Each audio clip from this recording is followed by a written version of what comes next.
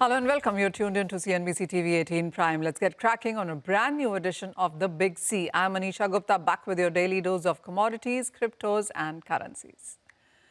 Well, hopes around that the longest government shutdown in the U.S. is nearing an end has fueled a rally on the Wall Street. The tech-heavy Nasdaq notched its best day since the month of May with an over 2% gains as investors buy the dip in AI stocks following the last week's sell-off. End to the shutdown takes another risk off into the table from the markets and the economy as well. Meanwhile, consumer sentiment in the United States has dropped to the lowest in last 3 years. For the month of November, the sentiment has plunged 6% with the index at 50.3 levels versus 53.6 in the month of October. Somehow, the sentiment across Asia Pacific is muted, barring the Japanese Nikkei, largely aided by the AI-led optimism. Back home, it looks like that the Nifty is retreating into consolidation after that strong rally in the month of October. Today seems to be a down day below, and the Nifty is trading below 25,500 levels, as you can see. Shifting focus to the crude oil prices, and the oversupply fears have continued to plague the prices for this one. Attention is perched on the impact of the latest U.S. sanctions targeting the Russian oil, the majors Rosneft and Lukoil. Meanwhile, there are reports also suggesting that Lukoil has declared a force majeure at its Iraqi field. Additionally, the Russian oil major may also exit West quarantine if conditions persist. On to some currency action then, and the dollar index is now trading and solidifying its stance near those 99 to 100 range there. The shutdown progress is opening, and that perhaps is leading to some of that selling that we've seen come in for this one as well. The dollar index also has declined because we have seen weaker data coming in from the U.S. markets, and that perhaps has been one of the other reasons. Let's talk crypto markets then, and we are trading on the lower side right now from the kind of highs that we saw in the month of October. Many of the cryptocurrencies are right now anywhere between 15 to 25% on the lower side. But we also have seen some major innovations go through, and to talk more about that, we're joined by Harsh Rajat. He's founder and project lead at Ethereum Push Notification Service. Harsh, hi, thank you for joining us, and many congratulations as we see the DONET testnet go through. What is it that you are doing right now? We do understand that it is a layer one innovation and a lot of interoperability now comes in through with this latest move. But I would love to have you explain it to all of us. Awesome. So first of all, really nice to meet you, Manisha. Always nice to be here. So what is pushing? Like what we are building. So imagine it like this. Right now, whenever you are using an app, you use an app on Polygon, or you use an app on Ethereum, or you use an app on Solana, and that was our reality, right? When we also started. But through that reality, we saw that there's so many frustrations that the users and developers go through. And that is where Pushchain came in. So Pushchain is the first universal level, which essentially means that it allows transaction from Ethereum, from Solana, no matter where you are, no matter what wallet or what token you use. So think about it like Stripe, but for crypto and for all the blockchains. And we are really excited to launch it out. The donor testnet goes live right now. So any user on any chain can use any app. And that's the innovation that we are bringing to Web3 and to crypto. At this point in time, with the kind of work being done, Harsh, would you say that this perhaps is one of the first ones that Push is going through? Yes, so this is the most important innovation that has happened in crypto. Of course, apart from notifications, Yeah. which was what we gifted to crypto. Think about it in a way that right now chains, they are really siloed and everyone is building an app on a chain. But with Pushchain, what happens is that any app that is on Pushchain that is able to get the users of all the other chains. So think about it that the next internet is finally here. All right.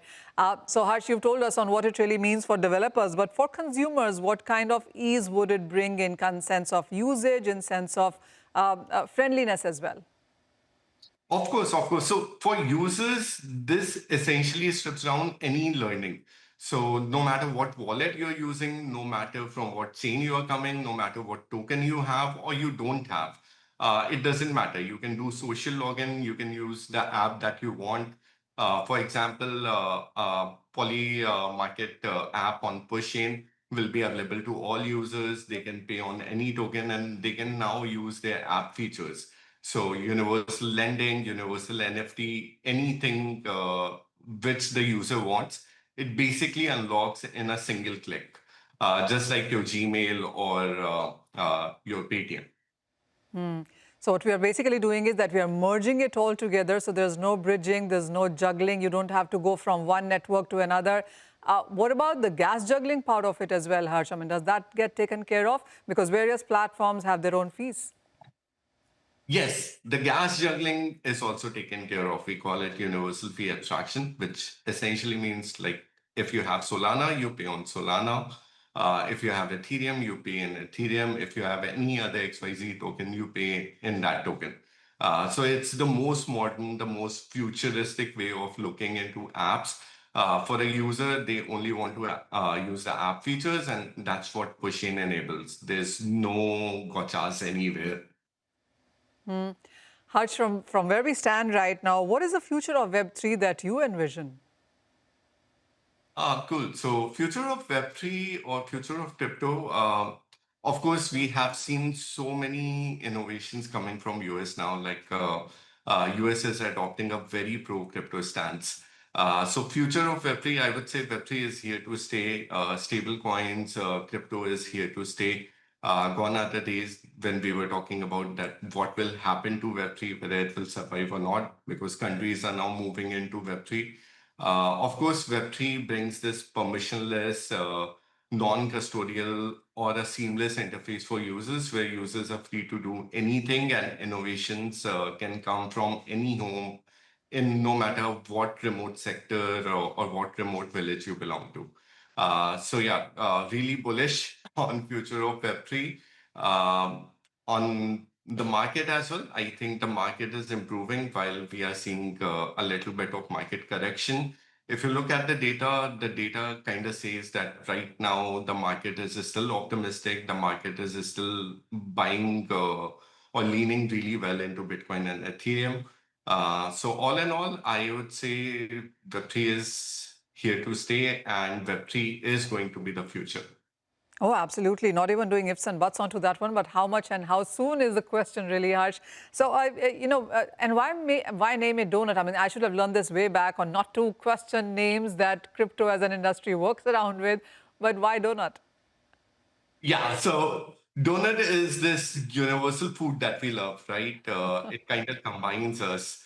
Uh, I mean, usually testnet are named after cities where they launch, but those cities you usually don't get, right? Ethereum Sepolia, you don't really know what Sepolia is, but food names, like everyone loves it. It's universal and it's relatable no matter what country, what culture you belong to. And that's why donut. And of course, I think donut is kind of our favorite food over here at Push as well. So yeah. All right. Harsh, just coming back to the whole pushnet thing right now, what we also understand from the note that you've shared is that all apps will instantly run across all supported chains. What are the supported chains at this point in time? And are you looking at widening these names and numbers? Yes, yes. So our objective is to go to all the chains, but right now we support Solana, Ethereum, BNB, Arbitrum, Base, and of course these chains will get added more and more as we progress forward. Overall, crypto as a market, Harsh, let me come to that as well, and a widening of our conversation. The first half of this year was really positive, and we saw the US president come in. We saw the Genius Act go through. There are a couple of other acts as well. Expectation that you could see clarity go ahead as well before this year ends. Stable coins got a big nudge. So did tokenization as an overall thing. And with what you've done, you've actually playing into that field quite nicely. How are you looking at going forward now, 2026? What does that mean to you?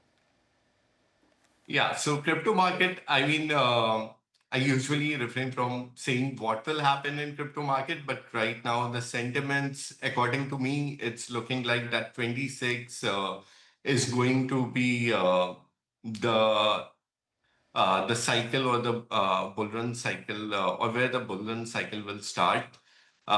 There's so many innovations that has been done in crypto in the past year or in this year that if you look at the macro effects, you will kind of realize that all of these things need to flow into crypto. The timing is where we all need to decide. For example, when the stablecoin payment came into effect, or when the bill is passed, that essentially means that more and more innovations are now cleared to have a proper regulation and built on crypto.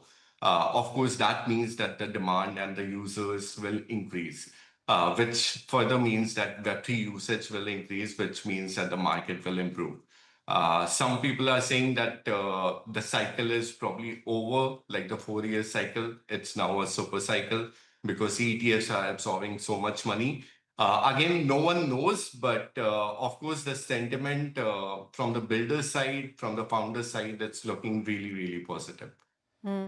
Harsh, what is the kind of investments that we are seeing into this space? I mean, I understand for a fact that 2021, 22 were very, very strong years. And then we've seen a bit of a lull. The last 12 months have been quite great. But what is the overall trajectory when it comes to investment as a space? I think investments have really matured, Manisha, now. People are looking for innovations which have potential, or people are looking for innovations that can generate revenue now, which is kind of like stock market, which is something that we all hope for. Because the cycle should always be like this. It should go from innovations to actual use cases. That is what happened with the dot-com bubble burst as well, wherein dot-com innovations were very cool. People came in, they bought all the domains, but then they kind of took some time to figure out the use cases. And what I see right now is this is where we are entering, where people buy assets which they really believe in and they see real world utility. So crypto is not just about ideas anymore. It's about ideas plus execution now. That point is well taken, Harsh. Thank you so much for joining in. And that's a cool pink shirt, by the way, and the name Donut, and a huge innovation as Push brings into the market there. Interoperability is something that the segment has been looking quite strong for a very long time now. So we clearly have it coming in a very big way there. Harsh Rajat, thank you for your time today. And with that, we go for a short break. When we come back, we'll talk about gold and silver because we're looking at all-time highs onto this one. Chirag Thakur of Digit Gold will join us on the other side to talk about the surge in prices.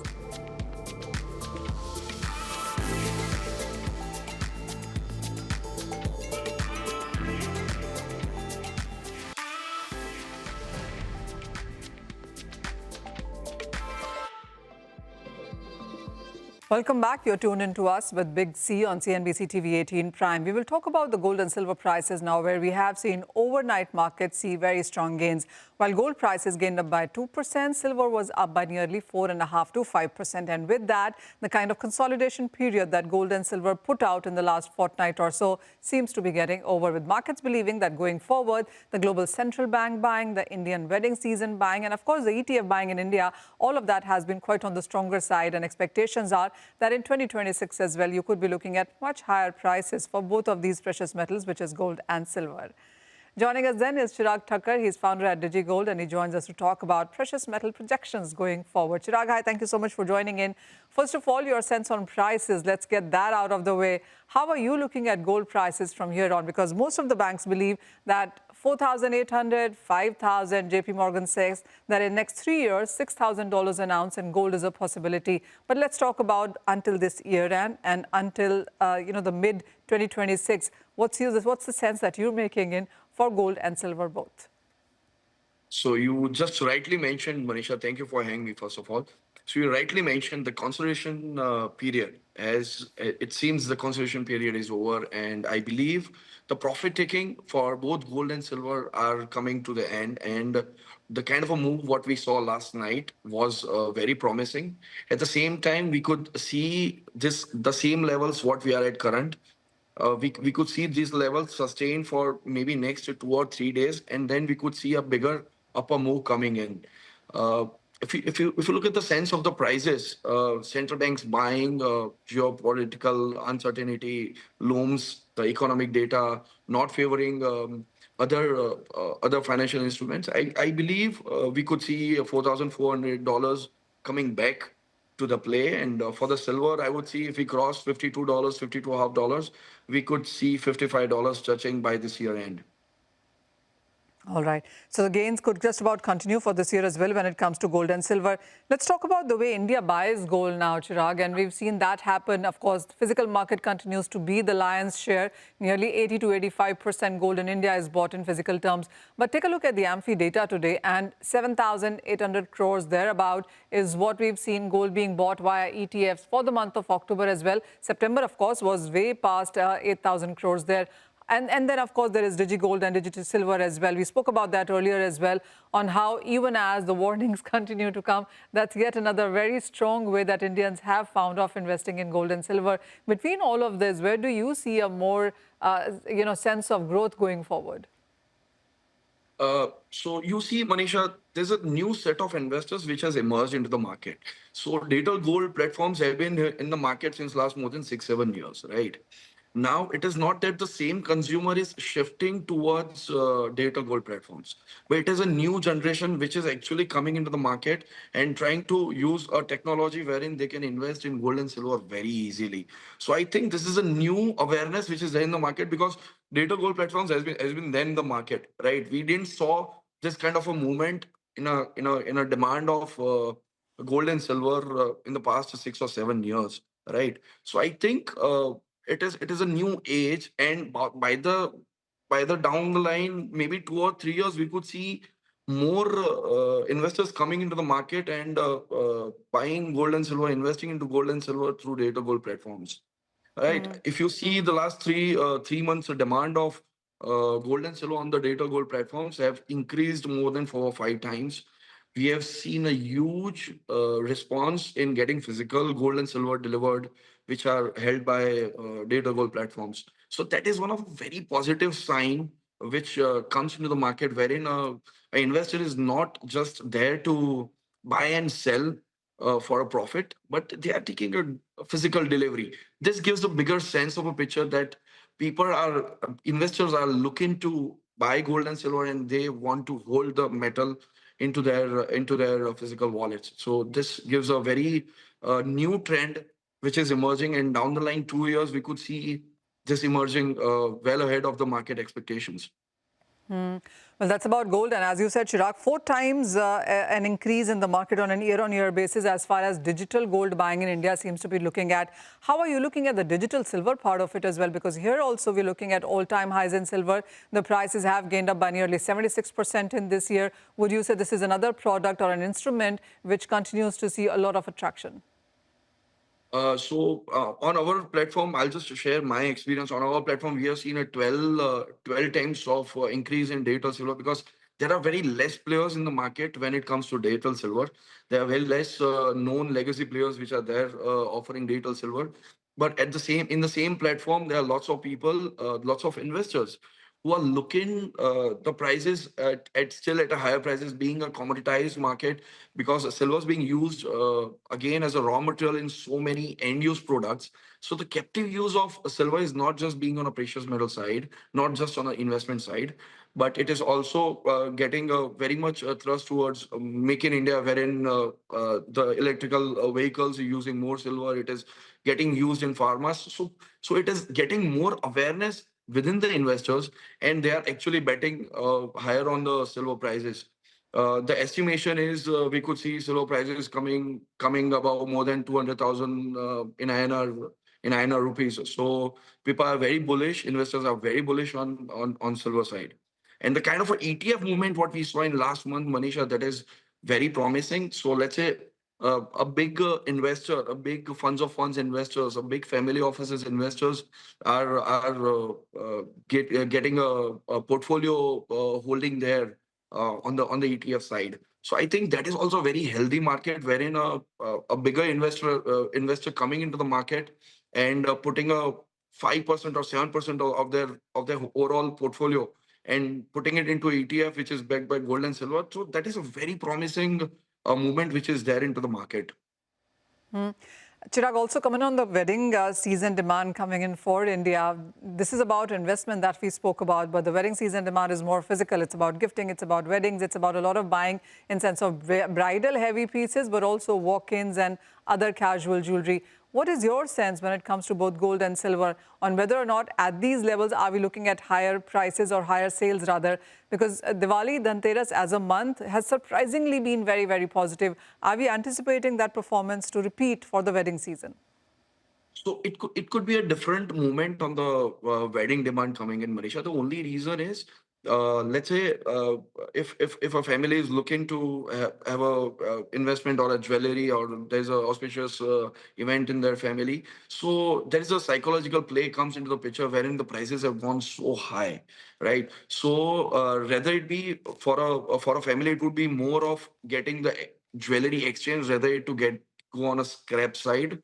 So when I'm talking to all the jewelers, I'm getting a feedback that there's a lot of exchange happening for the new jewelry. So it could be a little bit of thing that wedding demand could not generate a new sales. But at the same time, the more positive thing is there is no scrap coming into the market, right? So that could see a little bit hindrance down the line 2 or 3 months. But the investment demand has actually took over on the wedding season demand. The ultimate bottom line sales for the Indian market is going to sustain.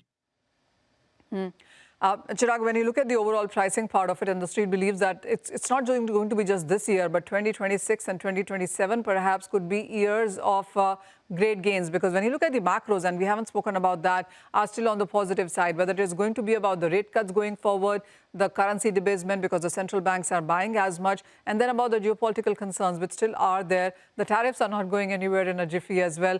Would you say all of these factors, as we spill over into 2026, it's not just about 1 year or 18 months or 20 months for that matter. This could be a long drawn one. Yes, you are actually right. Manisha, this could go till 2026 and 2027 as well. There could be layers of hiccups for the prices which could come in, which we have experienced last month. So there could be big movements, big volatility coming into the market. But the end era and end of the tunnel looks very bright. We could see 5,000, maybe $5,500 by the year 2026. In the middle of 2026, if the things are in the same scenario, we could see $5,500 coming into the play very soon. But that could be the levels wherein lots of consolidation, lots of volatility will be there in the market. But anticipating 2026, 2027, it's going to be a very roller coaster ride for both the metals, gold and silver. But at the end, we could see prices going on the upper side. All right, so 2025 has seen all-time highs in case of gold and silver prices both, but 2026 perhaps could be looking at further all-time highs going forward with the kind of global scenario that we are working with and the fact that we're looking at much more buying interest coming in from investors, HNIs and the newer investors as well. Chirag, with that, thank you so much for joining in. Appreciate your time here at the Big C. And with that, it's all the time that we have on this episode. Thank you for watching.